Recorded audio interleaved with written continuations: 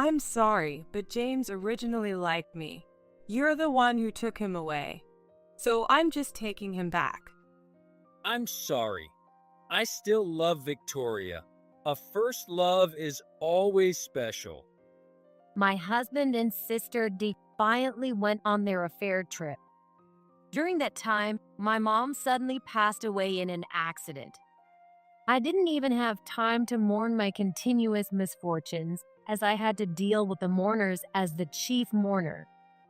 We bought some fancy sweets for Emily. Mom will love them for sure. Then they came back, enjoying chatting and laughing. The funeral is about to start. What? With just that one word, their expressions changed. My name is Sarah, and I'm 27 years old. I live with my husband, James, who is 2 years older than me. My mom, Emily, and James's mom, Patricia, have been best friends since their school days. My mom has been a career woman, raising me and my sister Victoria, who is 2 years older than me, on her own after my dad passed away in a car accident. On the other hand, Patricia married a company president, Michael, and became a gentle stay-at-home mom. It's commonly said that women's friendships tend to fade due to changes in life stages. In that sense, it seemed like a miracle to me that their friendship lasted so long, even though they had known each other since school and became mothers around the same time. How wonderful it would be if our kids got married someday. Those two often talked about that ever since we were kids. They often had me, Victoria, and James play together when we were kids. Of course, they never forced us, and they intended to let us choose our romantic and marriage partners on our own. Still, kids can be very sensitive to their parents' hopes that things might turn out that way. Victoria and James were classmates, going through elementary, middle, and high school together, which made it even more apparent. Moreover, Victoria was beautiful, had a great figure, and was an excellent student, admired by all boys. James also had feelings for Victoria. I hope James's love will come true. Patricia also supported the two of them. On the other hand, Victoria completely rebelled against their parents' expectations. Besides, James, who wasn't very attractive, wasn't on her radar, and she treated him coldly. Furthermore, Victoria had someone else she liked. Victoria's feelings for that boy eventually bore fruit, while James was rejected and heartbroken. I was the one who comforted James during his slump. The truth is, I had always liked James, who had looked after me since we were little, and I was envious of Victoria. So, to say I didn't feel like I was getting a chance at that moment would be a lie. However, I genuinely wanted to cheer up my childhood friend. Anyway, that incident brought James and me closer together, and eventually, we fell in love and got married. My mom and Patricia cried tears of joy, blessing our marriage. Victoria also genuinely celebrated for us. At least at that time, it seemed that way. For several years after getting married, our married life was very happy. Marrying James, the son of a president and a strong candidate for the next president, made all my friends envy me. Since I had known Patricia since my childhood, there was no trouble with my mother-in-law.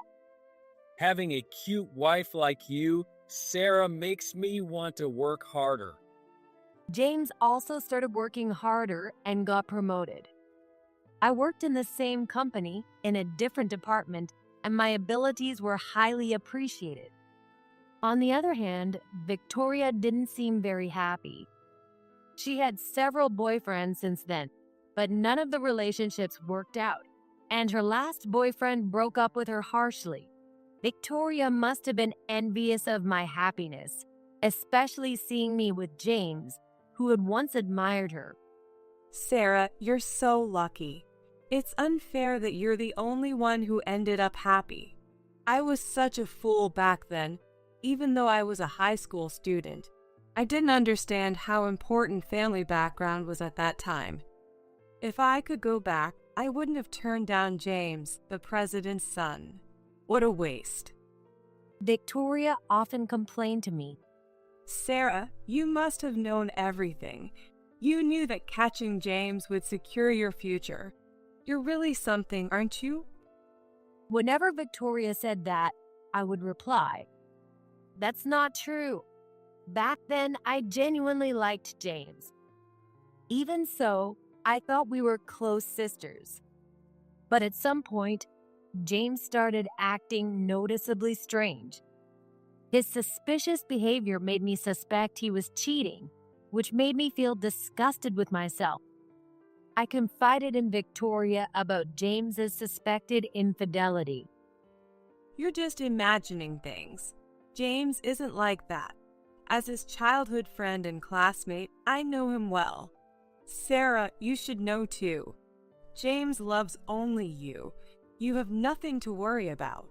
You need to trust him." Thank you, Victoria. I felt genuinely grateful for Victoria's strong encouragement, but now I feel bitter thinking about it. However, my doubts didn't go away, so I eventually hired a detective to investigate James's infidelity. The results were damning. Moreover, the affair was with an unexpected person. The person was my sister, Victoria. Finding out that I had been betrayed by both of them nearly made me collapse in shock. I immediately confronted them. At first, they pretended to be innocent, but when I presented the evidence, they quickly admitted to their affair. To make matters worse, James had promised to divorce me and marry Victoria. Victoria, why? You blessed our marriage. How could you do something like this? Taking your sister's husband. Why would you do this? I protested tearfully to her, and instead of looking apologetic, she sniffed. "I'm sorry, but James originally liked me. You're the one who took him away. So I'm just taking him back. He was mine to begin with. Actually, it was thanks to me that you were able to be with James and be happy. You should be grateful, not resentful. It's time for you to return that happiness to me." No way. This can't be happening. You were the one who rejected James in the first place. And now you're doing this. James, how could you go after my sister Victoria? What were you thinking? I'm sorry, Sarah. I still love Victoria. It's true that I loved you too, but when Victoria approached me, I couldn't resist. I thought my long-held love was coming true. For a man, a first love is special. Women might not understand that since it's said they overwrite their feelings. I don't get it. I could never understand that. See? In the end, James has always loved me. You were just a second choice because you're my sister. You misunderstood, thinking you won his heart after he was heartbroken. I couldn't understand why. As the one betrayed by both James and Victoria, I had to hear such things. With great effort, I managed to say, "What do you think our mom and James's parents would say if they heard this?" Then they started laughing. It'll be fine. Our moms always wanted their kids to marry each other. So whether it's you or me marrying James, it doesn't matter. Our moms supported me and James from the start. Yeah, plus Victoria is prettier and smarter, making her more suitable as the president's wife. Our moms will be thrilled. What are you talking about? There was no way our moms would be happy about Victoria and James getting together now. But these two were too caught up in their own excitement to hear anything I said. Victoria was always smart and did well in school. Can having an affair really lower people's common sense? I thought it was pointless to say anything more. Goodbye, Sarah. We've planned a trip to Spain starting tomorrow. Yeah, I'm staying at Victoria's place tonight. We'll start talking about our divorce when I get back. With that, they left and didn't return. I cried all night. Moreover, misfortune seemed to come in waves. While I was agonizing over how to tell our moms about everything, my mom was seriously injured in a sudden car accident. I desperately tried to contact Victoria and James, but neither of them answered. They were probably blocking my calls to avoid being disturbed. You don't need to call those two. Patricia, who knew everything, tearfully stopped me, and I could only pray that my mom would recover. But my prayers went unanswered, and my mom passed away, joining my dad with me by her side. She was gone. I was more in shock than sadness, just completely numb. But there was no time to wallow in grief. With Victoria absent, I had to handle her funeral as the chief mourner. Perhaps it was for the best that Victoria wasn't there. I wouldn't let Victoria, of all people, be the one to see my mom off. I still tried to contact Victoria and James, but there was no response from them. I gave up trying to reach them and prioritized dealing with the funeral home and the attendees of the funeral. Naturally, Victoria and James were not present at the wake. Instead, James's parents, Michael and Patricia, were there, and Patricia cried the entire time. She kept apologizing to my mom and me through her tears. I'm so sorry. I'm so sorry, making you go through such double hardship, Sarah. I could only shake my head, holding back my tears. Many of my mom's colleagues from her company also came to the wake. As a career woman, my mom was well liked and respected by many people at her company. Everyone was deeply saddened by her death. Just before the funeral, while I was dealing with the mourners as the chief mourner, Victoria and James finally returned and showed up at my parents' house. Oh, Sarah, you're back at home too. We're back. Spain was amazing. We bought some fancy sweets for Emily. Mom will love them for sure. We need her and my parents to happily accept our remarriage. Their flashy clothes and carefree smiles, clearly showing they had just returned from a trip, irritated me deeply. What's wrong? You look really pale, Sarah. Well, I guess that's understandable. We brought you a souvenir, so cheer up. I'll treat you to coffee at the cafe near the station. Let's go now, okay? I answered Victoria's carefree tone with a low voice, feeling deeply irritated. I can't. The funeral is about to start. What? Funeral? Victoria and James still didn't seem to understand, looking puzzled. By the way, you're wearing mourning clothes. Did someone die? Could it be someone we know? It's Mom. What? The person who died is our mom. At those words, Victoria and James turned pale and dropped their souvenirs. No way, you're kidding, right? Mom was so healthy just the other day. Yeah, how could she be dead? It was a sudden car accident.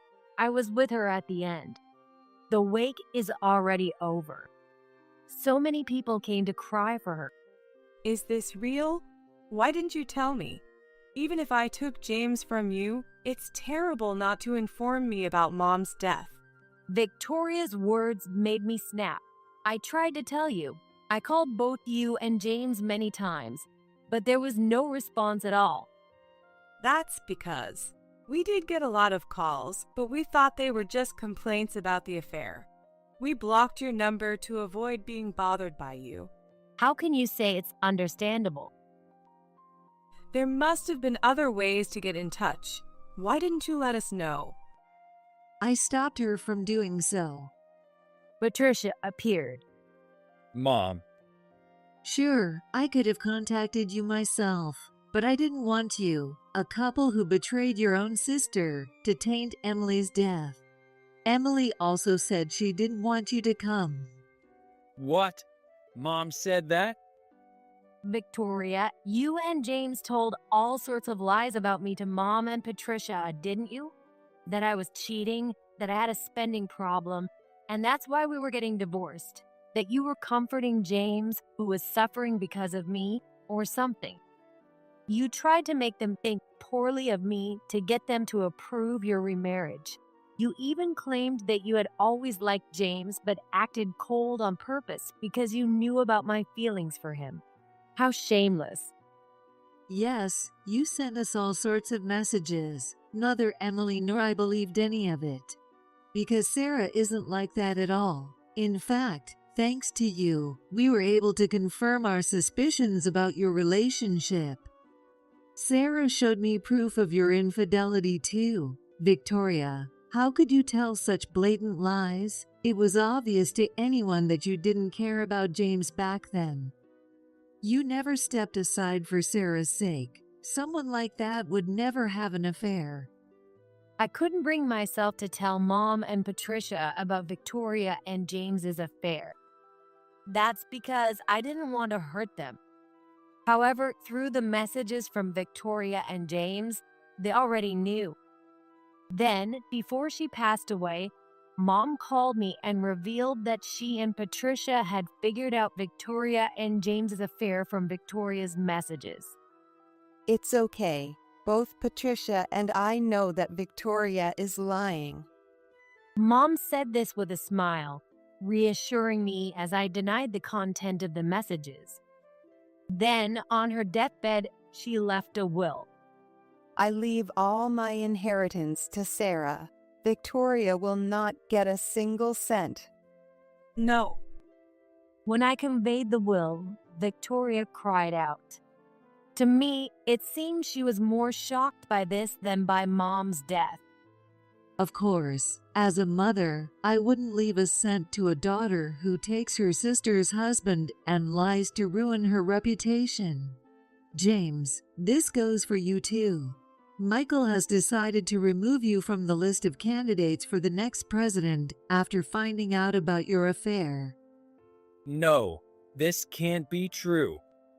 Neither Michael nor I can forgive someone who goes after your wife's sister and tries to ruin Sarah's life. We must have raised you wrong. But, Mom, you used to say you hoped Victoria and I would work out. That was when you were high school kids, not even dating. Now you are married to Sarah. It's completely different. How can you not understand that? Anyway, we have Emily's funeral to attend, so we don't have time for this. Wait, we want to attend too. Victoria and James tried to follow me. What? You're not planning to attend the funeral dressed like that, are you? I stared at their outfits. Their flashy shirts were entirely inappropriate for a funeral. Of course we're going to change. Where's the mourning clothes? Though they said this, it was clear they had only just thought about changing because I mentioned it. There's no time.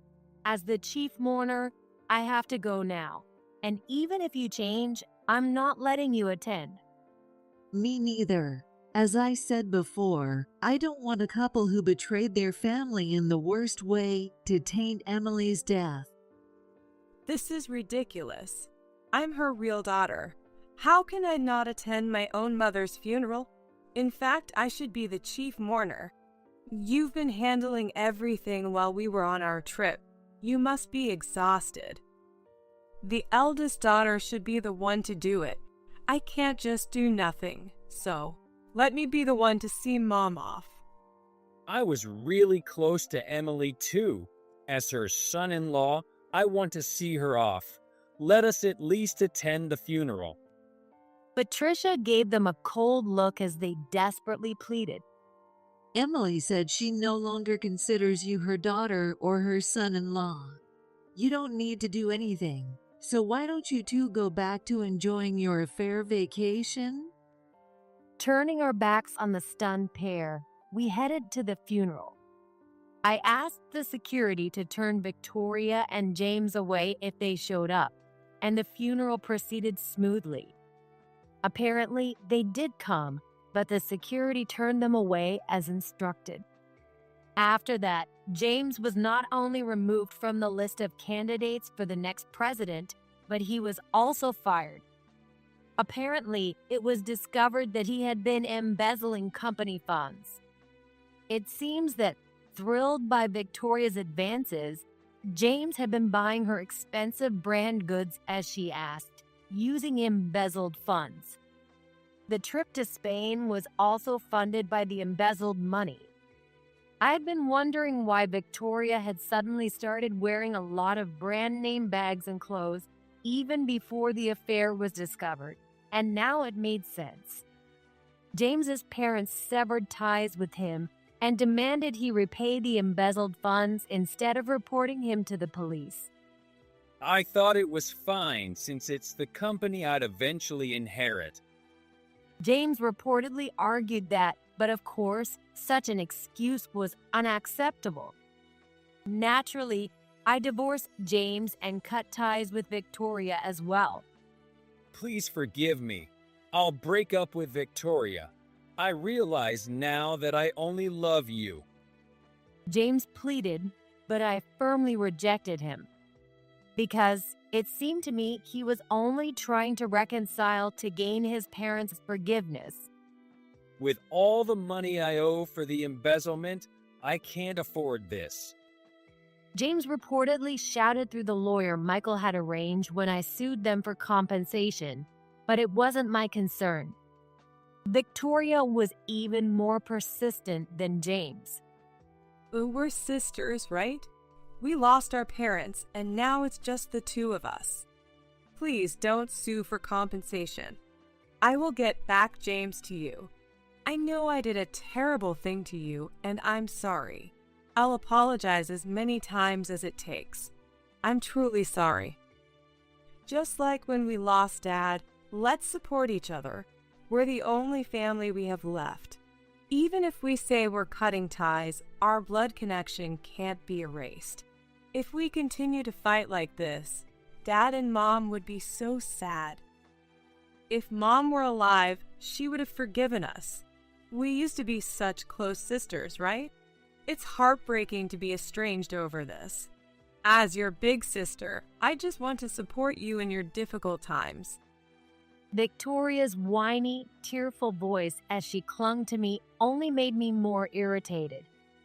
When we were in elementary school, our dad died in a car accident. I realized sadly that the responsible and intelligent Victoria, who supported and comforted me as I cried back then, was gone. It's true, I did something terrible to you, Sarah. Something unforgivable. But I've always helped you as your big sister, right? So we're even, aren't we? That's what family does. We forgive each other and move on. I'm lonely and hurting, Sarah. Victoria continued to plead in a whiny voice. Believing she would marry James, Victoria had quit the job she had always complained about being tough, and now she was likely in serious financial trouble. It seemed she had sold most of the brand goods James had bought her. Victoria must have been envious of me inheriting all of Mom's estate and receiving the compensation for the fatal accident, wanting to benefit from it too. Although Victoria should have the right to claim, the accident was a tragic one where the driver swerved to avoid a child who had run into the street, ending up on the sidewalk and hitting my mom. Even though the driver was also seriously injured, he paid compensation far above the usual amount. Still, nothing would bring Mom back. All I could do was hope she was happy with Dad in the afterlife. I didn't want Victoria to disrupt my attempt to make peace with that. James's parents said they would adopt me since I have no parents. They think my work is better than James. They want me to eventually take over the company. They've known me since I was little and always thought of me as a daughter. My family now consists of just those two. They've been more than supportive, so you're not family to me anymore. and I don't need your support. You're not a support. You're a burden, a curse." At this, Victoria started screaming hysterically. What? Why do you always get all the good things? You take the best and end up happy. James' parents are awful. I've known them since I was little too. They used to dote on me. I'm the eldest daughter. I'm grieving Mom's death too, but unlike you, no one is comforting me. Instead, everyone is blaming and pressuring me. It's not fair. Why? "Shut up. If you keep causing a scene in front of my house, I'll call the police. Why don't you ask James to comfort you?" When I coldly said this, Victoria muttered something under her breath, but eventually slunk away. Later, Victoria claimed Mom's death compensation and received more than the standard amount. But half of them disappeared into my compensation. I know Victoria embezzled company funds too, so she has a duty to repay. I'll use this for the repayment. The rest was almost entirely taken by James, partly by force, leaving Victoria with nearly nothing. This led to a big fight between Victoria and James. I'm grieving Mom's death, and instead of comforting me, you take my money. It's terrible. No one is there for me. Shut up. It's your fault for tempting me. Because of you, I was removed from the list of candidates for the next president and got fired from the company. There's no way I'm going to be kind to a curse like you. A curse? You think of me that way too. If you ask me, you're the curse. Stop blaming others. Are you saying it's not your fault for giving in to my temptation? Yeah, it's not my fault. My instincts as a man were provoked, so it's only natural. If I'm a curse, then what does that make you, the one who tempted me? What a selfish excuse. That doesn't make any sense. You were the one who first fell for me, even though you now call me a curse. What an absurd fight. From my perspective, they were both equally at fault. Naturally, it seemed they would break up, but then Victoria's pregnancy was discovered. The father could only be James. James and Victoria, thinking that the baby's presence would soften the feelings of me, Michael, and Patricia, decided not to break up and instead remarried to have the baby. However, when they informed us of the pregnancy, neither I nor James's parents responded. Eventually, the baby was born, and when they came to visit us with the baby in their arms, we still weren't swayed and turned them away. This child is your grandchild. Look at your adorable grandchild's face. Once you see her, you'll change your mind. I told you that you're no longer our son. Therefore, that child is not our grandchild or anything else. Michael and Patricia said this as they turned them away. This child is your blood-related, adorable niece. Just look at her. Let's make up. Victoria pleaded, but I ignored her. This child is a girl, and she might be Mom's reincarnation. We could name her Emily after Mom. The moment Victoria tearfully said this, I saw red. Don't be ridiculous. I will never allow that. Mom would never come back to you too. I yelled, driving Victoria and James away. In the end, they gave up on reconciling with us and are raising the baby on their own. The child is innocent, so I hope she finds happiness somewhere far away. And I hope they work hard for her sake, to repay the kindness of Michael and Patricia, and to forget my sorrow. I threw myself even more into my work. As a result, my performance improved significantly, and I was promoted. It seems I inherited the blood of my career woman mom. Eventually, when Michael stepped down as the president, I became the female president. As the president, I improved the company's performance and expanded our business significantly. My management skills became a topic of discussion, and I was interviewed by a magazine which published the story. In the interview, I talked about how my ex-husband was once taken by my sister. Many people sent messages of support for my success as president despite that adversity. Later, I remarried the young president of a client company. He had pursued me enthusiastically. Because of the trauma from James and Victoria's betrayal, it took me a long time to remarry, but he accepted all of my past traumas and waited for me to make up my mind. Michael and Patricia were genuinely happy about my remarriage. I'm sure my mom is also happy in heaven with my dad. My current husband is incomparable to James, being far more sincere and devoted. Soon, my company and my husband's company will merge, and we plan to manage it together as a couple. I hope my parents will continue to watch over us